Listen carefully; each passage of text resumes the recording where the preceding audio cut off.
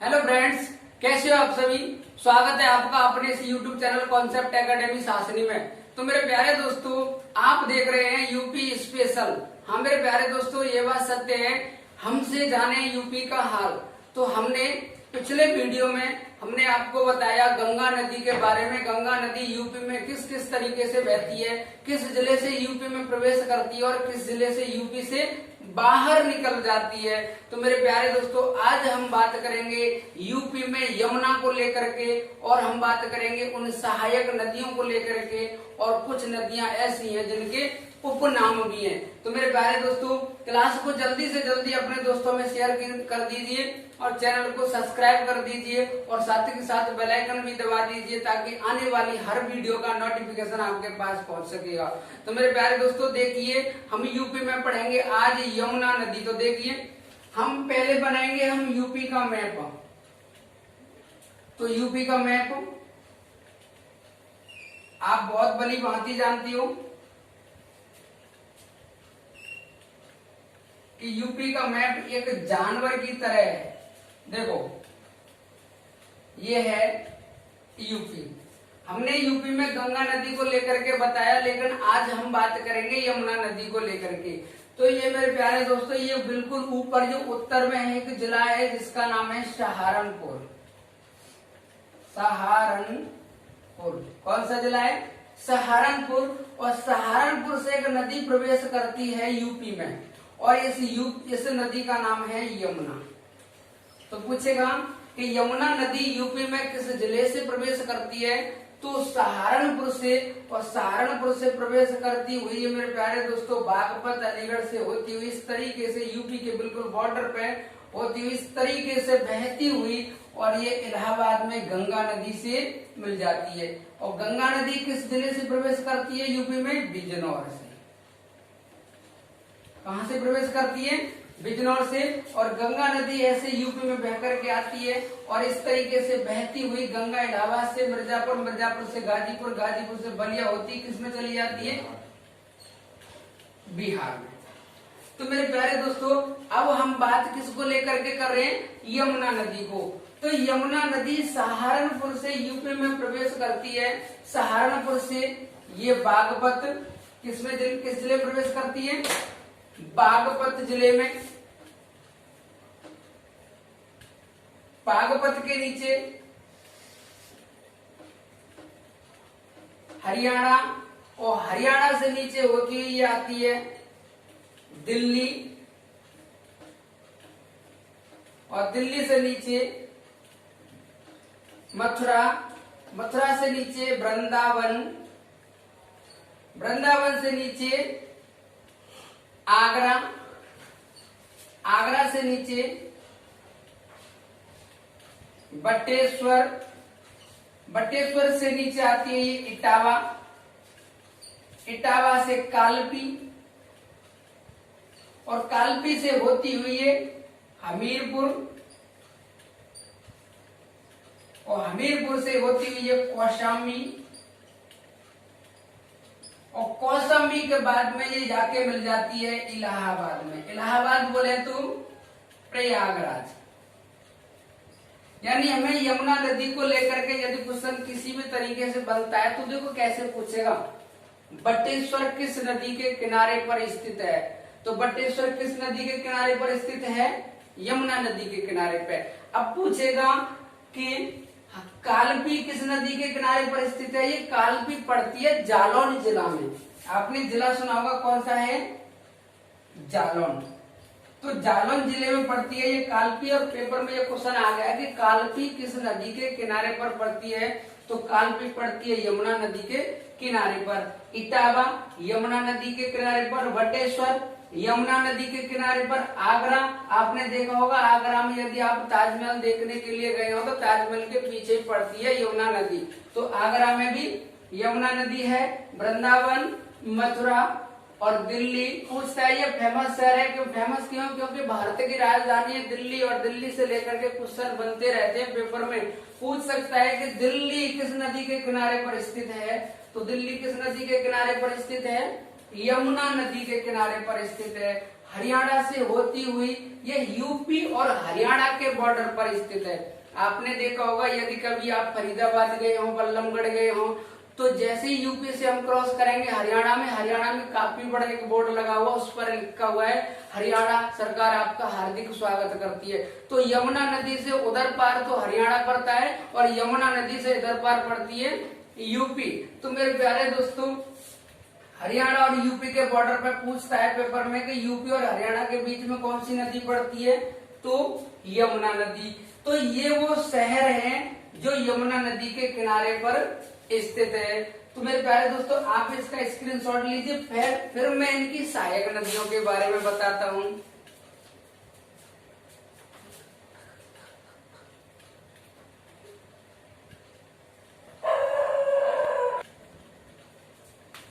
तो अब हम देखेंगे यमुना की जो सहायक नदियां जो दक्षिण की ओर से यमुना में मिलती हैं, जो फेमस नदियां जैसे चंबल नदी है, सिंध है, बेतवा है, केन है।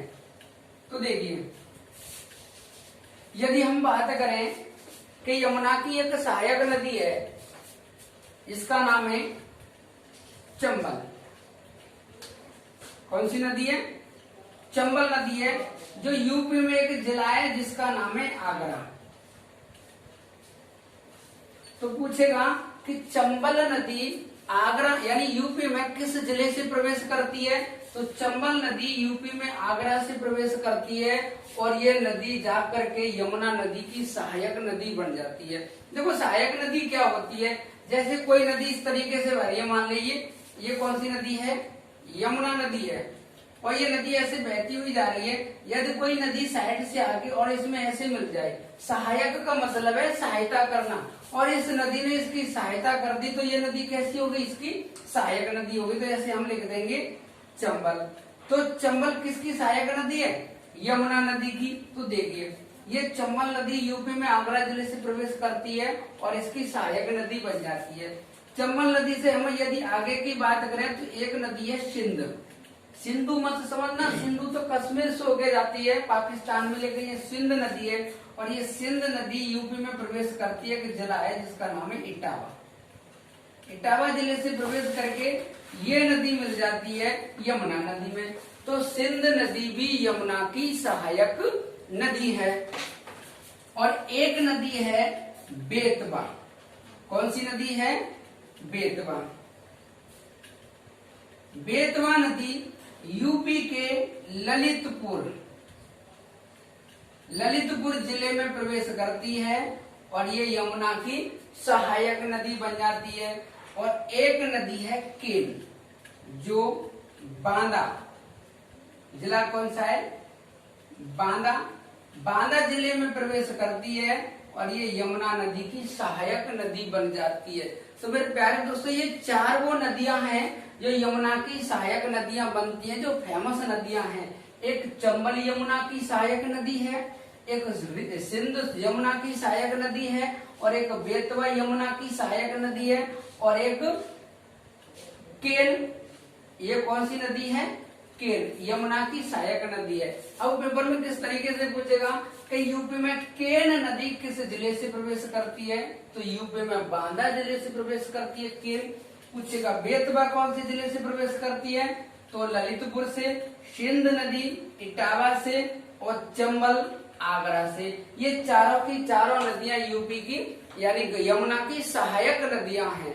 तो अब हम चर्चा करेंगे उन सहायक नदियों को लेकर के जो यूपी में बहती हैं और उनकी सहायक नदियां कौन कौन सी हैं। या गंगा की दाईं ओर से मिलने वाली नदियां, गंगा के बाईं ओर से मिलने वाली नदियां, यमुना के दाईं ओर से मिलने वाली नदियां और यमुना के बाईं ओर से मिलने वाली नदियां।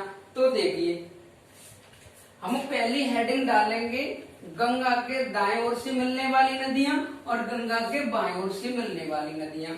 तो देखिए, हम यदि बात करें गंगा नदी की, किसकी? गंगा नदी की दाएं ओर से मिलने वाली और बाएं ओर से मिलने वाली। दाएं ओर से मिलने वाली एक नदी है जिसका नाम है यमुना, दूसरी नदी है कर्मनाशा, और एक और नदी है चंद्रभागा, एक है सोन, और एक नदी है टोन्स। कौन सी नदी है? टोन्स। तो ये छह वो नदियां हैं, 1 2 3 4 5, ये 5 वो नदियां हैं जो यूपी में यानी गंगा की दाईं ओर से मिलने वाली नदियां हैं। यदि हम बात करें बाईं ओर से, तो बाईं ओर से है एक तो रामगंगा है, रामगंगा के बाद में घाघरा है, घाघरा के बाद में जो अगली नदी है वो है गोमती, और गोमती के बाद में अगली है गंडक। यानी ये 4 वो नदियां हैं जो यानी गंगा की बाईं ओर से मिलने वाली सहायक नदियां हैं। अब हम बात करते हैं यमुना नदी की। इसकी यमुना नदी की, तो यमुना नदी के दाईं ओर से मिलने वाली नदियां और बाईं ओर से मिलने वाली नदियां। तो यमुना की दाईं ओर से मिलने वाली नदियां के बारे में हम एक नदी के बारे में पढ़ते हैं, हिंडन, हिंडन नदी, और एक है आशन नदी। नहीं, ये दाईं ओर से वाली नहीं है, ये बाईं ओर से मिलने वाली। दाईं ओर से मिलने वाली है, एक तो है चंबल, एक है सिंध, एक है बेतवा, और एक है किर। यानी ये 4 वो नदियां हैं जो यमुना नदी की दाईं ओर से मिलने वाली नदियां हैं। यदि हम बात करेंगे बाईं ओर से मिलने वाली नदियों की, तो एक नदी है हिंडन और एक है कर्मनाशा। कौन सी है? कर्मनाशा। तो पूछेगा कि कर्मनाशा किस नदी की सहायक नदी है? तो कर्मनाशा यमुना नदी की सहायक नदी है। अगर पूछ लेगा थोड़ा डीपली करके कि यमुना नदी के कर्मनाशा किस साइड से मिलती है, तो मेरे प्यारे दोस्तों दाईं ओर से मिलती है या बाईं ओर से मिलती है? तो कर्मनाशा बाईं ओर से मिलती है, हिंडन नदी बाईं ओर से मिलती है, और चंबल नदी दाईं ओर से, सिंध नदी दाईं ओर से, बेतवा नदी दाईं ओर से, केर नदी दाईं ओर से। तो ये वो नदियां हैं जो बाईं ओर से मिलती हैं और दाईं ओर से मिलती हैं। तो मेरे प्यारे दोस्तों आप इसका स्क्रीनशॉट लीजिए, फिर मैं आपको बताता हूँ घाघरा नदी के बारे में, और फिर मैं आपको बताता हूँ यानी राप्ती नदी के बारे में, रोहिणी नदी के बारे में, टोंस नदी के बारे में। तो आप इसका स्क्रीनशॉट लीजिए, फिर मैं अन्य नदियों के बारे में आपको बताता हूँ।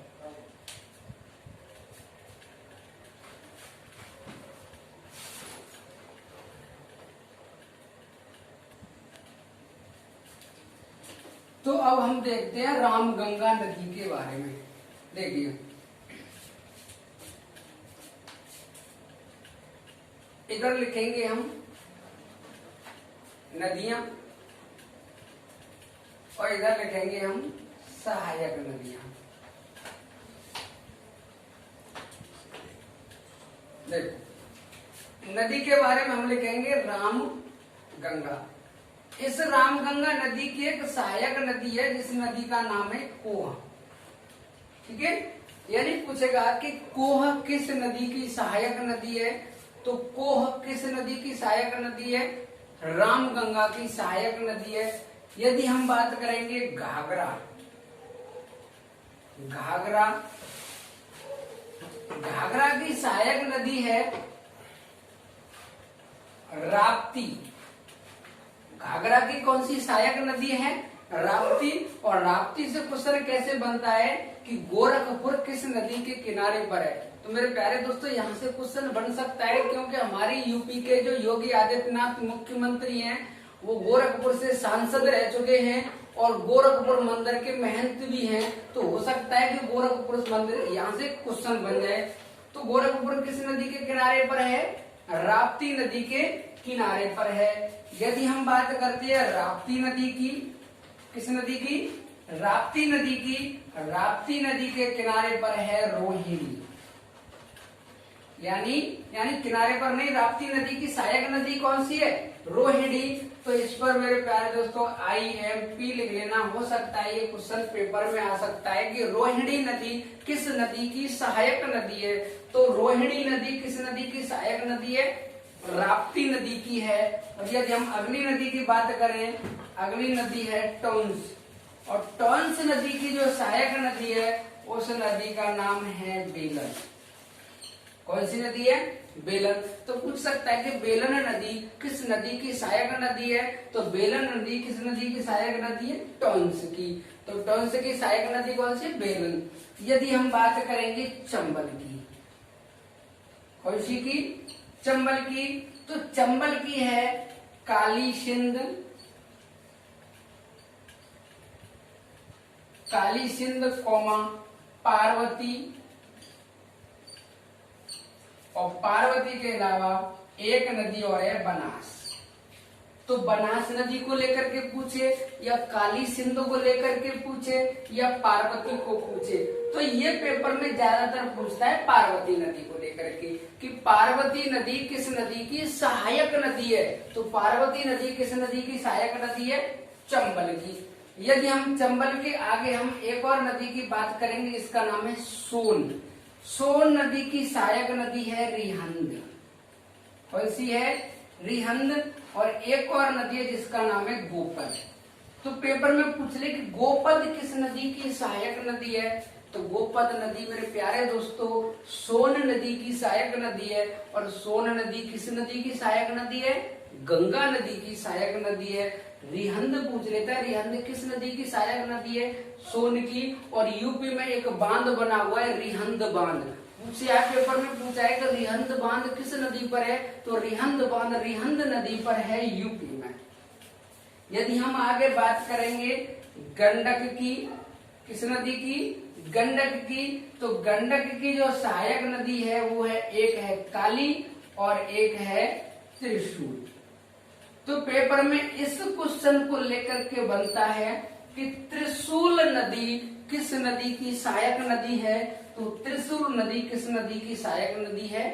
गंडक नदी की सहायक नदी है। तो मेरे प्यारे दोस्तों ये वो महत्वपूर्ण नदियां हैं, इनसे पेपर में क्वेश्चन बनता है कि कौन सी नदी की सहायक नदी है। अब आपकी बात चल रही हो कि घाघरा नदी की सहायक नदी राप्ती है, राप्ती की रोहिणी है, ये कैसे हो सकता है? तो देखिए कोई नदी है, ये है मान लो ये नदी है गंगा। कौन सी है? गंगा। ये नदी है गंगा। और गंगा की जो सहायक नदी है वो है घाघरा। कौन सी है? घाघरा। और घाघरा की सहायक नदी है राप्ती। और राप्ती की जो सहायक नदी है वो है रोहिणी। तो इस तरीके से ये सहायक नदियां बनी है कि सबसे महत्वपूर्ण जो नदी है वो कौन सी है? गंगा। और गंगा में आके कौन सी मिली है?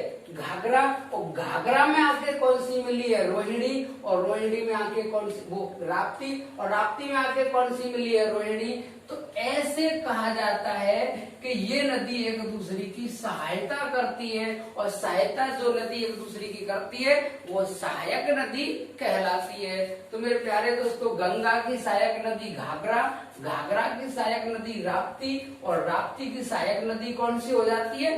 रोहिणी।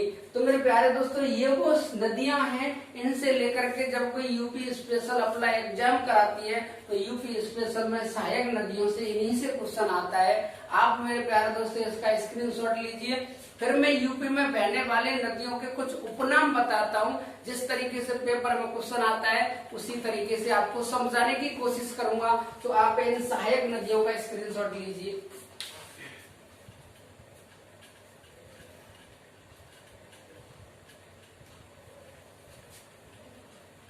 तो देखिए अब हम बात करते हैं कुछ नदियों को लेकर के जिनके उपनाम भी हैं। जैसे नंबर 1 पे शारदा। जरूर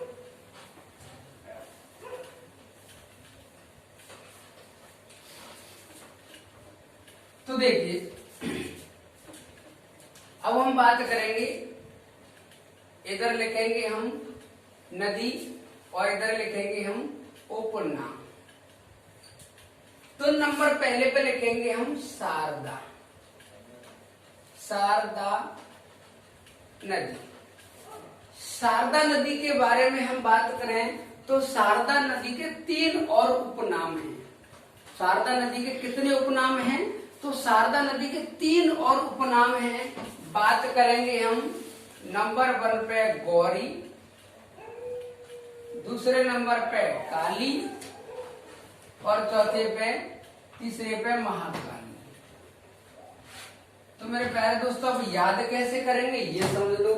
तो याद इस तरीके से करेंगे कि पहले गोरी थी, फिर काली हो गई और काली हो गई। तो शारदा पहले गोरी थी, फिर काली हो गई, फिर महाकाली हो गई। तो पूछ सकता है कि महाकाली किस नदी का उपनाम है, या महाकाली निम्नलिखित में से किस नदी को कहा जाता है? तो मेरे प्यारे दोस्तों, महाकाली किसको कहा जाता है? शारदा को। काली नदी या शारदा नदी एक ही है, गौरी नदी शारदा नदी एक ही है, महानदी महाकाली नदी और शारदा नदी एक ही है। यानी शारदा नदी को इन नामों से भी जाना जाता है। अब हम दूसरे नंबर पर बात करेंगे, एक महत्वपूर्ण नदी है जिसका नाम है घाघरा।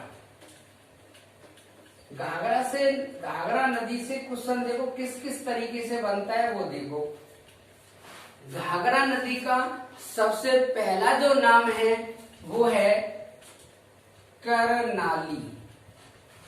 कौन सा है? करनाली। और करनाली इसको बोलते हैं पर्वतीय क्षेत्र में। कहां पर? पर्वतीय क्षेत्र में। पर्वतीय क्षेत्र बोले तो नेपाल वाला क्षेत्र। यानी घाघरा नदी को नेपाल में किस नाम से जाना जाता है? तो करनाली के नाम से। अगर नेपाल पेपर में नहीं, ऑप्शन में नहीं होगा तो बोल देगा कि पर्वतीय क्षेत्र में घाघरा को किस नाम से जाना जाता है? तो किस नाम से जाता है? करनाली। अब हम इसके बाद में बात करेंगे तो इसको घाघरा कहाँ पे कहा जाता है? तो इसको घाघरा कहा जाता है मैदानी भागों में। मैदानी भागों में जैसे ही ये घाघरा नदी पर्वतीय क्षेत्रों को, पहाड़ों को क्रॉस करके जैसे ये मैदानी भाग में आती है और मैदानी भाग में इसका नाम क्या हो जाता है? घाघरा। और मेरे प्यारे दोस्तों, इस नदी का अगला जो नाम है वो है सरयू, और सरयू कहा जाता है इसको अयोध्या। कहां पे कहा जाता है? अयोध्या में। तो पेपर में पूछ लेगा कि अयोध्या किस नदी के किनारे पर है? सरयू के किनारे पर है। तो मेरे प्यारे दोस्तों, ये सरयू ऑप्शन में नहीं होगा, तो ऑप्शन में क्या होगा? घाघरा। तो इस बात को नोट कर लेना, जैसे ही एग्जाम का लेवल थोड़ा ऊपर करेगा या बच्चे की किस्मत खराब होगी उस जगह पे 1 नंबर के लिए, तो उस जगह पे सरयू ऑप्शन में ना रख करके क्या रख सकता है? वो घाघरा। तो पूछ लेगा अयोध्या किस नदी के किनारे पर है? घाघरा। और यानी घाघरा नहीं होगा तो क्या होगा? करनाली होगा। तो घाघरा को ही कहा जाता है करनाली, और घाघरा को ही कहा जाता है मैदानी भाग में घाघरा, और घाघरा का ही एक और नाम है जिसे बोलते हैं सरयू। और ये फेमस क्वेश्चन है कि अयोध्या किस नदी के किनारे पर है? तो सरयू के किनारे पर। अभी यदि हम बात करेंगे अगली नदी की, वो है सोन नदी। कौन सी है? सोन नदी। और सोन नदी में स्वर्ण के थोड़े हमें कण पाए जाने के कारण इस सोन नदी को कहा जाता है स्वर्ण नदी। इस नाम से जाना जाता है स्वर्ण नदी के नाम से। नंबर हम 4 पे बात करेंगे, बेतवा नदी। कौन सी है? बेतवा। बेतवा नदी की बात करेंगे। बेतवा नदी का और क्या नाम है? तो बेतवा नदी को बोलते हैं हम वैत्रवती नदी। कौन सी? वैत्रवती। तो पेपर में पूछेगा कि वैत्रवती का अन्य नाम क्या है? तो वेतवा। या वेतवा का अन्य नाम क्या है? तो वैत्रवती। अब हम 5वीं नदी की बात करते हैं। तो 5वीं नदी है हमारी टोंस। पांचवी नदी कौन सी है? टॉन्स, और टॉन्स नदी को कहा जाता है तमाशा नदी। क्या कहा जाता है? तमाशा नदी। तो पूछ सकता है कि टॉन्स नदी का अन्य नाम क्या है, या तमाशा नदी किस नदी की सहायक नदी है? तो मेरे प्यारे दोस्तों, मैंने आपको बताया है कि टॉन्स नदी गंगा नदी की सहायक नदी है, और टॉन्स का ही उपनाम है तमाशा। तो तमाशा भी किस नदी की सहायक नदी है? गंगा की। पूछेगा वेत्रवती किस नदी की सहायक नदी है? जब वेतवा यमुना की सहायक नदी है तो वेत्रवती भी यमुना की सहायक नदी का उसका उप नाम है। तो मेरे प्यारे दोस्तों, इन नदियों को लेकर के पेपर में उपनाम पूछे जाते हैं। और एक और नदी है फेमस, इसकी हम जिक्र करेंगे, वो है गंडक। और सी है गंडक नदी। अगर गंडक नदी को लेकर के बात करेंगे तो गंडक नदी को कहा जाता है नारायणी। क्या कहा जाता है? नारायणी नदी। और गंडक नदी यूपी में प्रवेश करती है महाराजगंज से, जो बिहार और यूपी के बीच में बॉर्डर सीमा बनाती है। और ये नदी गंडक नदी को क्या कहा जाता है? नारायणी नदी। तो पूछेगा नारायणी नदी किसका उपनाम है? तो गंडक नदी का। तो मेरे प्यारे दोस्तों, इतना ही है आपके लिए नदियों से संबंधित। आज नदियां खत्म होती है, तो मेरे प्यारे दोस्तों क्लास को ज्यादा से ज्यादा अपने दोस्तों में शेयर कीजिए, ताकि यूपी स्पेशल की क्लास का लाभ आपके दोस्तों को भी मिल सकेगा। और मेरे प्यारे दोस्तों, चैनल को सब्सक्राइब कीजिए और साथ के साथ बेल आइकन भी दबाइए, ताकि आने वाली हर वीडियो का नोटिफिकेशन आपके पास पहुंच सकेगा। तो मेरे प्यारे दोस्तों, थैंक यू वेरी मच। जय हिंद, जय भारत।